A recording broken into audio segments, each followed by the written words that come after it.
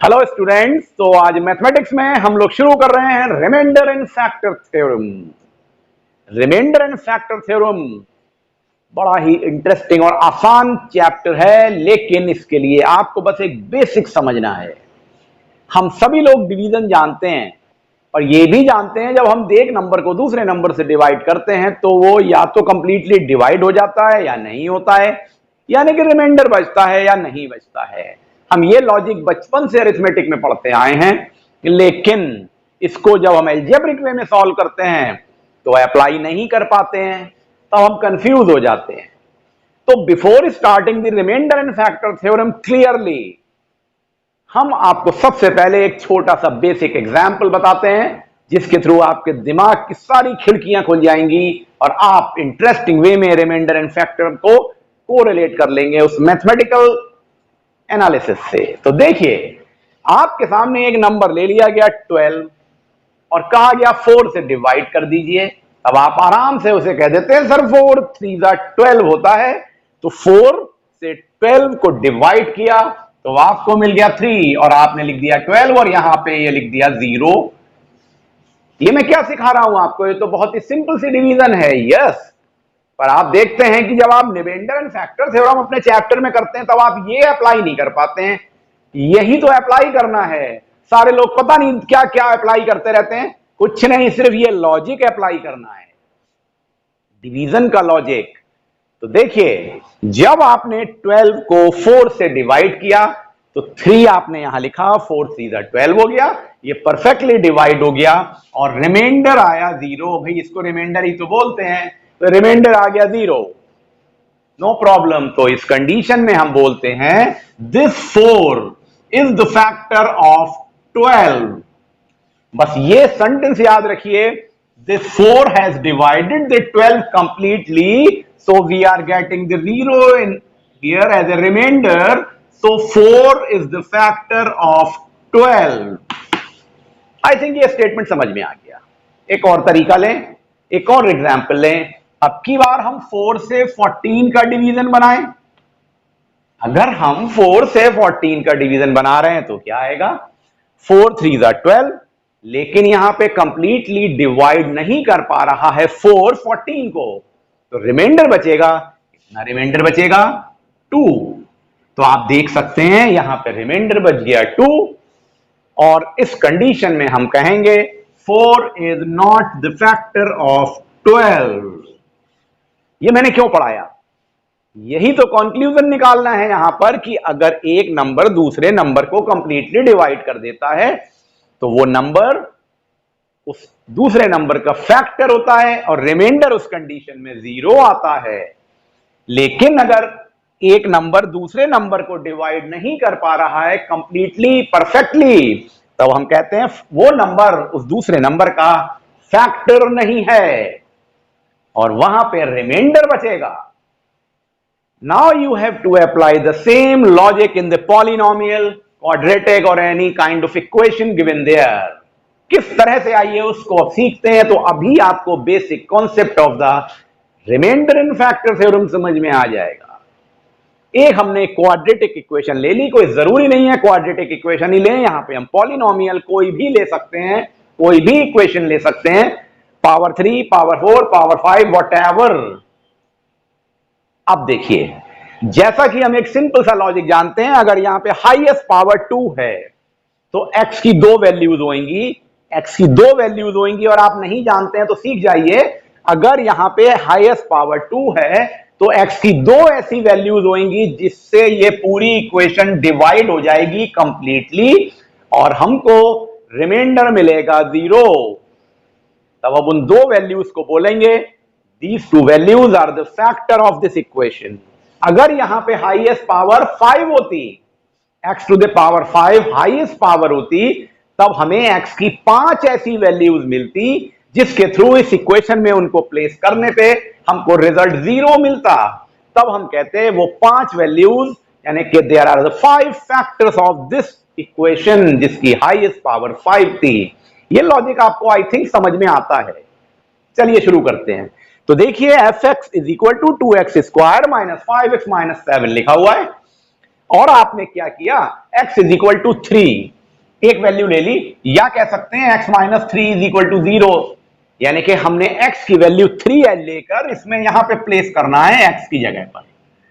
तो हमें लिखने का तरीका क्या लेना है, fx is equal to 2x square minus 5x minus 7, क्योंकि इस इक्वेशन में फंक्शन x है। तो f3 यानी we are placing the value of 3, हमने ये लिखा, और 2 और x की जगह 3 स्क्वायर और माइनस 5 और x की जगह 3 माइनस 7। जब आप इसको सॉल्व करेंगे तो आप देखेंगे 0 नहीं आ रहा है और रिजल्ट आएगा 4, यानी इस इक्वेशन के नंबर्स को सॉल्व करने पे जब हमने वैल्यू 3 रखी थी x की तो रिजल्ट मिला 4। ये 4 रिमाइंडर कहलाएगा, बिल्कुल वैसे ही जैसे कि यहां पर 14 और 4 के डिवीजन में रिमाइंडर 2 आ रहा था। Means we are getting the 4 as the remainder. So the conclusion is, since we are getting this remainder 4 here in this equation by putting the value of 3x here, so x minus 3 is not the factor of this equation. यानी x minus 3 इस equation का factor नहीं है।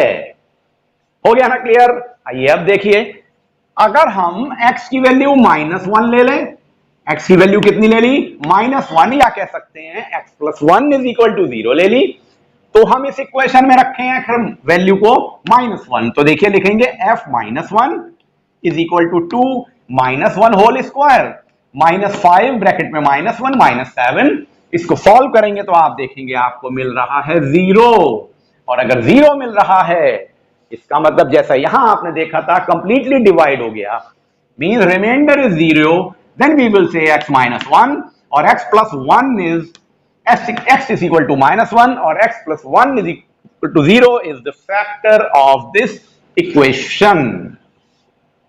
Means the conclusion what we have got, अगर आपके सामने कोई भी पॉलिनोमियल दिया है, कोई भी इक्वेशन दी है किसी भी पावर की, तो अगर उसमें वैल्यू रखने पर कोई x की वैल्यू रखने पे वेरिएबल में रिजल्ट आपको 0 नहीं मिले तो रिमाइंडर बचेगा, तो वो फैक्टर नहीं बनाएगा, अदरवाइज 0 रिमाइंडर मिलने पे वो फैक्टर बनाएगा। तो इस कॉन्सेप्ट को कहते हैं, जहां पे रिमाइंडर मिल रहा है रिमाइंडर थ्योरम, और जहां पर हमें 0 रिमाइंडर मिल रहा है कंप्लीटली वो फैक्टराइज हो जा रहा है, उसे कहते हैं फैक्टर थ्योरम। तो this is an example of the remainder theorem, first one जहां रिमाइंडर मिला, और this is an example of the factor theorem जहां पे हमको 0 एज ए रिमाइंडर मिला और वो फैक्टराइज हो गया। ये लॉजिक अगर आपको समझ में आ गया है तो अब एक और लॉजिक पे आ जाते हैं कि हम डिवाइड कैसे करते हैं। बच्चों को डिवीजन समझने में बहुत प्रॉब्लम होती है, तो उस डिवीजन के मेथड को सिखा देते हैं आपको, और उसके बाद शुरू करेंगे इस पर बेस्ड वेरियस तरह के प्रॉब्लम्स को। बच्चों जो आपको अब मैं सिखाने जा रहा हूं एक ये बेसिक डिवीजन है जो आपको आना चाहिए। हो सकता है आपने कभी 7th या 8th में इसको पढ़ा होगा पर कंफ्यूजन रहा है और आप भूल गए हैं। आज आप इसको परफेक्टली सीख जाएंगे विद इन 2 मिनट्स, और यहां पर आपको ये सीखना बहुत जरूरी है क्योंकि रिमाइंडर एंड फैक्टर थ्योरम में अभी आगे चल के इस तरह से इसको यूज करना पड़ेगा। तो आइए शुरू करते हैं और इसके बेसिक को समझिएगा मैं कैसे आपको इसे अप्लाई करना सिखा रहा हूं। देखिए यहां पर लिखा हुआ है x प्लस 3 और x प्लस 3 से हम डिवाइड कर रहे हैं 6x cube minus 3x square plus 8x minus 5 को। तो हो सकता है जब ये एंड रिजल्ट आए तो रिमाइंडर 0 मिले। अगर रिमाइंडर 0 मिलेगा तो जैसा मैंने अभी डिस्कस किया x plus 3 will be the factor of this one, यानी x की वैल्यू -3 रखने पे यहां रिजल्ट 0 आ जाना चाहिए। और अगर ऐसा नहीं होगा तो एंड में रिजल्ट में कोई ना कोई टर्म या नंबर आ जाएगा और ये फर्दर डिवाइड नहीं होगा। उस कंडीशन में हम कहेंगे x plus 3 is not the factor of this polynomial. तो देखिए डिवीजन तो बेसिक वही होगा, हम कैसे इसको कैरी ऑन करते हैं ये सीखिए। देखिए यहां पे देखिए तो यहां लिखा है x प्लस 3 और ये है x, और यहां लिखा है 6x क्यूब। तो इसकी हाईएस्ट पावर को देखिए, ये जो 3 लिखा हुआ है x की हाईएस्ट पावर 3 है और यहां x की हाईएस्ट पावर 1 है। यहां x की हाईएस्ट पावर 3 है और यहां x की हाईएस्ट पावर 1 है, और यहां इससे पहले न्यूमेरिक वैल्यू 6 है और यहां पर कुछ भी नहीं है यानी कि 1 है। तो आपको क्या करना चाहिए, 6 लिखना चाहिए क्योंकि ये यहां पर इसके रिलेशन में 1 है और यहां 6 है और यहां x है और यहां x क्यूब है, तो ये x स्क्वायर लिखना चाहिए। अब आप कहेंगे सर ये कैसे लिख दिया, बहुत सिंपल है, आप ज्यादा दिमाग ही मत लगाइए। आप क्या करिए, जो ये पहली टर्म थी ना, देखिए 6x3 ये लिख लीजिए और इससे इसको डिवाइड कर दीजिए, 6x3 अपॉन x कर दीजिए, तो आपको क्या मिलेगा, देखिए 6x² मिल गया। बस उठा के ये 6x² लिख दीजिए। हर बार यही काम करिए, कोई टेंशन ही मत लीजिए। और अगर आप जल्दी से अपने आप अब प्रैक्टिस में आ जाता है, सीख जाते हैं, तो जैसे मैं बता रहा हूं वैसे कर लीजिए। अदरवाइज आपको कोई भी कंफ्यूजन हो तो आप ना सीधे this term upon this term करिए, जो भी रिजल्ट आए वो यहां लिख दीजिए। पहला स्टेप क्लियर हो गया। अब आपको क्या करना है, ये जो 6x² है इससे इस पूरे x+3 को मल्टीप्लाई करना है, यानी कि 6x² से x+3 को मल्टीप्लाई करना है। तो देखिए ये मल्टीप्लाई करेंगे तो क्या बनेगा, 6x3, तो वो 6x3 यहां लिख दीजिए। उसके बाद बनेगा 6 3 18x², और ये प्लस है तो प्लस 18x² यहां लिख दिया। अब देखिए जो हमने ये सब किया ना, क्यों किया, हमारा पर्पस था किसी भी तरह से इसको कैंसिल करना। जो ये पहली टर्म थी इसको कैंसिल करना। हम डिवीजन में भी तो नंबर्स के यही करते हैं, क्योंकि आपकी वहां अरिथमेटिक में आदत पड़ गई होती है नंबर्स में, तो आप जल्दी से कर लेते हैं। यहां पे आप कहते हैं हमको समझ नहीं आ रहा है, मेथड वही है, प्रोसेस वही है, तो आप ये तरीका अपनाइए, द बेस्ट वे।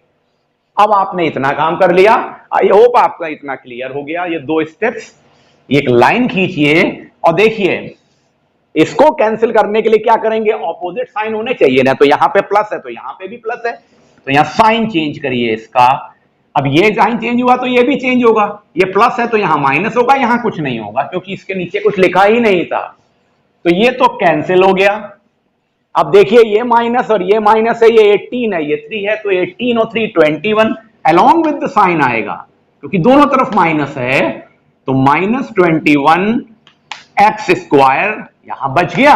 और ये रिमेनिंग जो बचा इसको उतार लीजिए, 8x-5 लिख लिया। और अब जो मैंने आपको प्रोसेस बताया था, सेम प्रोसेस फिर से फॉलो करिए, पर अब ध्यान क्या देंगे, अब देखिए फिर से देखिए, इसे x है और यहां 21 है, x² है, लेकिन यहां माइनस भी लगा हुआ है, तो आप ज्यादा टेंशन मत लीजिए। आप फिर से क्या करिए, लिखिए -21x², ये लिख लिया, अपॉन x कर दीजिए। जब आप इसको सॉल्व करेंगे तो बचेगा -21x बचेगा ना, तो बस आप यहां पे लिख दीजिए -21x, और इस -21x को इस x से मल्टीप्लाई करिए तो बनेगा -21x²। और देखिए उसके बाद -21x +3 में मल्टीप्लाई करिए तो बनेगा plus minus minus, 21 3 63x, 8x के नीचे आएगा। हो गया काम पूरा। मेथड समझ में आ गया ना कैसे मैं कर रहा हूं यहां पर। अब फिर से लाइन खींचिए, यहां देखिए प्लस का साइन लगाएंगे क्योंकि दोनों माइनस थे, यहां माइनस है तो ये प्लस का साइन लगाएंगे, ये कैंसिल हो गया। अब देखिए ये प्लस कितना हो गया, 63 में 8 जोड़ दीजिए तो यहां पे आपके सामने ये आ जाएगा 71x, और ये रिमेन बचा हुआ रह गया -5। अभी और भी कर सकते हैं क्योंकि x तो अभी बचा हुआ है, जब तक x रिमूव ना हो जाए तब तक कैरी ऑन करते हैं। तो देखिए यहां x है, यहां 71, तो यहां पे तो बहुत आसान है, +71 लिख दिया और 71 से मल्टीप्लाई किया 71x, और यहां 71 को 3 से मल्टीप्लाई किया तो 213 ये आ गया। अब आपने माइनस और यहां प्लस साइन फिर से चेंज किया, ये कैंसिल हो गया। और आपने ये देखिए बड़े नंबर का साइन प्लस है, छोटे का माइनस है, इसमें से ये माइनस किया तो रिमाइंडर बच गया 208, और आपके सामने डिवीजन पूरा हो गया। अब ये रिमाइंडर है, मींस हम कह सकते हैं this x+3 is not the factor of this equation. लेकिन ये मेथड मैंने आपको सिखा दिया, इसकी जरूरत पड़ेगी। तो देखिए हाईएस्ट पावर 3 पे थी, अब यहां हाईएस्ट पावर 2 पे रह गई। आई होप आपको ये सारा मेथड समझ में आ गया होगा। तो इस वीडियो में आपने रिमाइंडर एंड फैक्टर थ्योरम के कॉन्सेप्ट को समझ लिया। नेक्स्ट वीडियो से आपको डिटेल प्रॉब्लम्स का डिस्कशन देंगे, जिसमें आपकी एक्सरसाइजेस की जो डिफिकल्ट प्रॉब्लम्स हैं उसको मैं यहां पर आपसे डिस्कस करूंगा और उसको सॉल्व करने का मेथड बताऊंगा। Thank you.